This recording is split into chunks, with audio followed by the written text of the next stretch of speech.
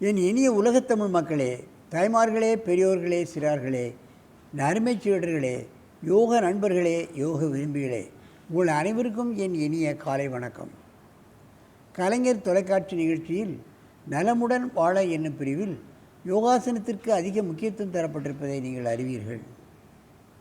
ஏன் முக்கியத்துவம் தரப்பட்டிருக்கிறது என்பதை நான் பலமுறை சொல்லி ஆகிவிட்டது. மனிதருக்கு தேவையான பயிற்சி, ஆரோக்கியமாக வாழ்வதற்கான பயிற்சி, நோயின்றி வாழ்வதற்கான பயிற்சி, இது அத்தனையும் மனிதர்களுக்கு தேவைதானே. ஆகவே அனுதினமும் காலையிலும் மாலையிலும் ஒரு 5-10 நிமிடங்கள் சிறியவர்களாகட்டும் பெரியவர்களாகட்டும் ஆசனம் செய்தால் அவர்கள் ஆரோக்கியம் பெறுவது நிச்சயம், 100 ஆண்டை தாண்டுவது நிச்சயம். அந்த நிலையில் இன்றைக்கு பார்ப்பீர்களானால் நமது அரங்கிக்கு சாய் யோகா மையத்திலிருந்து காஞ்சிபுரம் மாவட்டம் கரசங்கால் என்ற இடத்திலிருந்து எனது ஆசிரியர் ராஜகோபால் அவர்கள் 2 மாணவர்களை அழைத்து வந்திருக்கிறார்கள். ரவிவர்மன் 3ஆம் வகுப்பு, ரோஹித் குமார் 2ஆம் வகுப்பு, 2 பேர் வந்திருக்கிறார்கள். அவர்கள் இப்பொழுது நத்தை ஆசனத்தை செய்யப் போகிறார்கள். குளங்கள், கடற்கரைகளில் பார்ப்பீர்கள்லாம் இந்த நத்தையை பார்க்கலாம். நத்தையும் அதே மாதிரி தான். யாராவது எதிரிகள் வந்தால் உள்ளே இழுத்துக்கொள்ளும். அந்த சிப்பி மட்டும்தான் இருக்கும், அதை ஒன்றும் பண்ண முடியாது. சிப்பிக்குள்ளே போயிடுச்சுன்னா அதை ஒன்றும் பண்ண முடியாது. அவ்வளோ ஹார்டாக இருக்கும் அந்த அதனுடைய தங்கி இருக்கக்கூடிய இடம். ரொம்ப ஹார்டாக இருக்கும். லேசாக அதை ஒன்றும் பண்ண முடியாது. தன்னை காப்பாற்றி கொள்ளக்கூடிய ஆசனம். என் அருமை மாணவர்களே, நீங்கள் அந்த நத்தை ஆசனத்தை செய்யுங்கள் பார்க்கலாம். பத்மாசனத்தை கலையுங்கள். அவசரப்படாமல் செய்யணும். நத்தை போன்று தோற்றம். ஆனால் நீங்கள் பாருங்கள், முதுகுக்கு பின்னால் வலது தோடையை பிடிக்கிற வேண்டும். அங்கே வலது கை வலது கால் பெருவிரலை பிடிக்க வேண்டும்.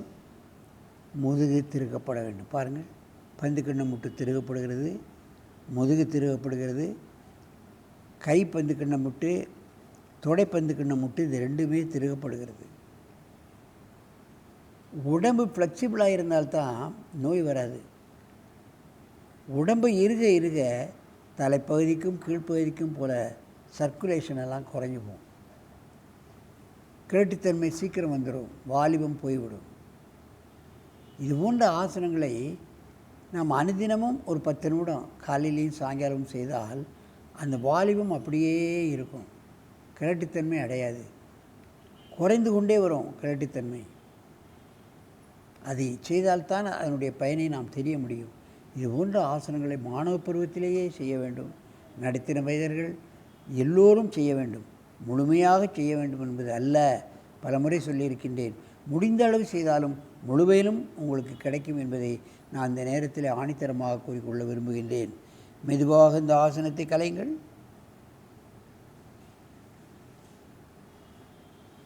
நீண்ட மூச்சு வாங்கிக் கொள்ளுங்கள். இப்பொழுது வலது பக்கமாக திரும்பி செய்ய வேண்டும்.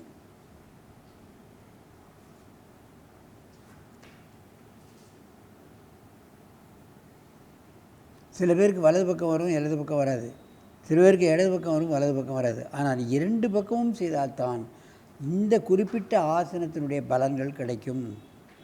முதுகெலும்பின் அடிப்பகுதியில் ஏற்படக்கூடிய வலிகள், கழுத்திலே ஏற்படக்கூடிய ஸ்பாண்டிலைசிஸ், இவைகளெல்லாம் நமக்கு வராது. பந்து கிண்ணம் முட்டிலே ஏற்படக்கூடிய பிரச்சனைகள், கைப்பந்து கிண்ணம் முட்டு, கால் பந்து கிண்ணம் முட்டிலே ஏற்படக்கூடிய பிரச்சனைகள், முதுகெலும்பு திருகப்படுகிறது, அதைத்தான் கவனிக்க வேண்டும்.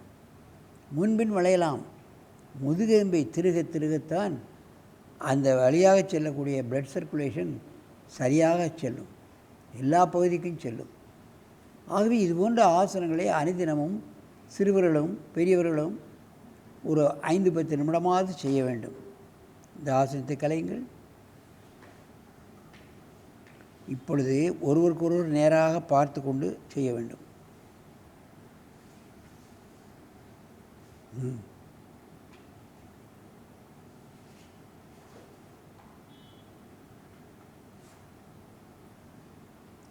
எந்த விதமான சங்கடமில்லாமல் ஆசனங்களை செய்கிறார்கள். அதுதான் சாதனை என்று பெயர். சாதனை செய்தால்தான் இப்படி வேகமாகவும் அதை முழுமையாகவும் இலக்கமாகவும் செய்ய முடியும். அப்பொழுதுதான் அதன் முழுமையான பலன் கிடைக்கும். ஆனாலும் கூட முயற்சி செய்வர்களுக்கும் முழுமையான பலன் கிடைக்கும். முயன்றால் முடியாதது ஒன்றும் கிடையாது. முயன்று கொண்டே இருந்தால் முழுமை அடைந்து விடலாம், வெற்றி பெற்று விடலாம். மெதுவாக இந்த ஆசனத்தை கலையுங்கள். எவ்வளவு பேர் முதுவலி, கழுத்து வலி, இடுப்பு வலி இவர்களால் சிரமப்படுகிறார். இந்த பக்கம்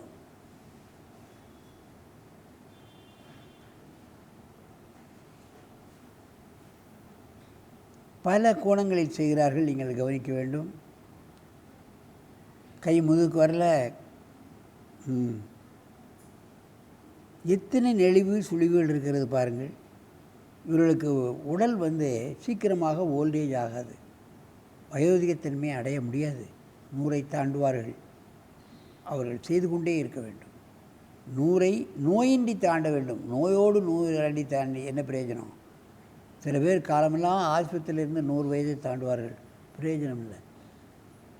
100 தாண்ட வேண்டும், நோயின்றி தாண்ட வேண்டும். அதான் முழு மனிதன். மெதுவாக எழுந்திருங்கள். நேராக பத்மாசனத்தில் அமருங்கள்.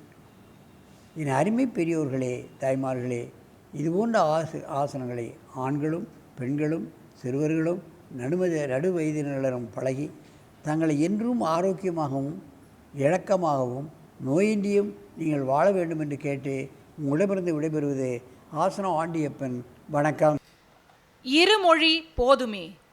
ஆங்கிலம் என்றால் உலக தொடர்புக்கு, அனைத்து நாடுகளின் தொடர்புக்கு தேவை.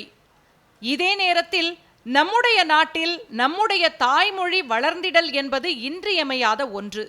ஆகவேதான் நாம் இருமொழி கொள்கையை வலியுறுத்துகிறோம். நம் மாநிலத்தில் தேவையானது தமிழ். மற்ற மாநிலத்தோடு தொடர்பு கொள்ளவும் பிற நாடுகளோடு தொடர்பு கொள்ளவும் அனைத்து உலகிற்கு தேவையானது ஆங்கிலம். ஆகவே இந்த 2 மொழி போதும் என்கிற வலிமை மிகுந்த வாதத்தை நாம் எடுத்துச் சொல்லி வருகிறோம்.